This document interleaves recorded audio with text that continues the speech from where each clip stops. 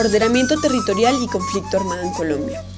Uno de los obstáculos más difíciles de superar para poner en marcha la Ley Orgánica de Ordenamiento Territorial es el conflicto armado que vive el país. Los grupos armados ilegales que existen en Colombia tienen influencia en gran parte del territorio nacional, en particular en áreas importantes desde el punto de vista económico y natural. Cada grupo ha establecido sus propias normas y ha generado transformaciones en el mapa de las regiones nacionales.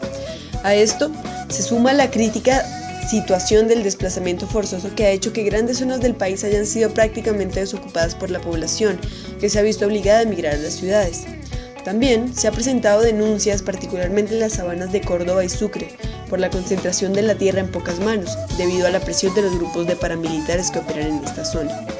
De otra parte, paramilitares, bandas criminales como el BACRIM, narcotraficantes y guerrillas se disputan el acceso y el control en territorios donde los cultivos ilícitos han reemplazado a los cultivos tradicionales, arrasando los bosques y las selvas, lo cual ha puesto en grave riesgo el equilibrio ecológico.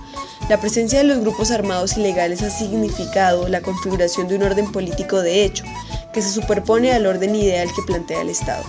A su vez, la debilidad del control del territorio por parte del Estado fortalece a estos grupos. En este sentido, el nuevo ordenamiento territorial busca fortalecer la acción del Estado en el territorio nacional a través de los poderes locales y regionales. En cuanto al territorio y la población, podemos ver que la existencia de minorías étnicas y de cientos de miles de desplazados condiciona la política territorial, como en los siguientes casos. En las comunidades indígenas, el Estado les ha reconocido una forma de propiedad colectiva denominada resguardo, que es inajenable y que abarca un área cercana al 30% del territorio nacional. Viven en zonas estratégicas por su riqueza ambiental y en recursos naturales. En los resguardos ejercen una cierta autonomía del ejercicio del gobierno indígena, que en ningún momento reemplaza o desplaza el régimen jurídico del Estado. Son, sin embargo, pueblos afectados por el conflicto armado y por la presión del narcotráfico y la colonización sobre las tierras.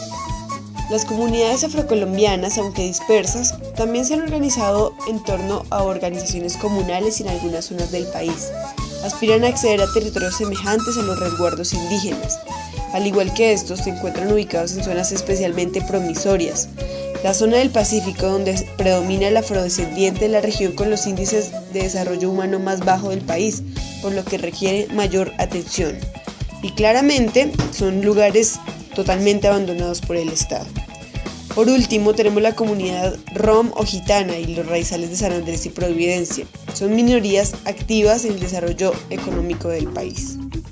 Por último, vamos a hablar sobre el ordenamiento territorial y la reforma agraria. Colombia ensayó durante el siglo XX políticas de reforma agraria con la visión de formar una sociedad rural, compuesta de pequeños y medianos productores, que facilitaran el impulso del desarrollo e hicieran posible integrar la agricultura con la industria bajo condiciones de reciprocidad. Pero estos ensayos tuvieron impactos muy parciales y dejaron incólumes los problemas estructurales de la agricultura, porque se centraron más en la tenencia de la tierra y menos en la creación y utilización de los instrumentos para un desarrollo rural integral. Las teorías eran claras, pero su aplicación en un sistema institucional descoordinado, sin estrategias definidas de largo plazo y sin liderazgo, echaron por la borda los conceptos y los paradigmas. Aún en estos días, el país sigue modificando la estructura de la propiedad de la tierra en torno, por un lado, al latifundio y por el otro, al minifundio. Ambas situaciones son económicamente inconvenientes. Por otro lado, han resultado tímidos los intentos por hacer una reforma agraria que resuelva la presión demográfica sobre los centros urbanos. En las últimas décadas, cerca de 3 millones de campesinos han perdido sus tierras. Las cifras en Colombia muestran la elevada concentración de la tierra en Colombia. 2.428 propietarios públicos y privados poseen 44 millones de hectáreas, la mayor parte de ellas dedicadas a una ineficiente y extensiva actividad ganadera que poco aporta a la riqueza nacional. En cuanto a las zonas urbanas, 36.019 propietarios poseen alrededor de 180.000 de las hectáreas de las principales ciudades, mientras el país tiene un déficit de 2,5 millones de viviendas y los programas de vivienda de interés social apenas llegan a los 37.000 unidades por año. El campesinado colombiano vive varias paradojas. Por un lado, su estadía intermedia entre el mundo rural y urbano, que implica no disponer de las comodidades del mundo urbano en términos de servicios públicos, y por el otro lado, carecer de la tranquilidad y seguridad que se espera del espacio rural. Los sistemas de producción agrícola del campesinado no están en capacidad de competir con el sector agrícola industrial, y menos aún con las nuevas dinámicas impuestas por el Tratado de Libre Comercio con Estados Unidos.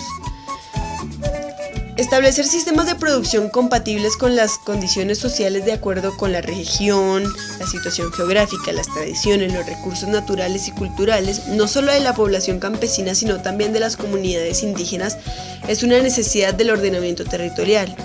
Se debe entonces cambiar la racionalidad, pasar por un modelo donde predomina la acumulación con beneficio privado a una reforma de tipo colectivo, que atendiendo a las condiciones por el crecimiento social y económico haga un buen uso de los recursos y de la energía.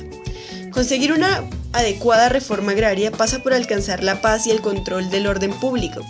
El narcotráfico y los paramilitares por un lado y la guerrilla por el otro desarrollan sus propias reformas agrarias en el territorio donde actúan, lo que ha generado el desplazamiento de cientos de familias.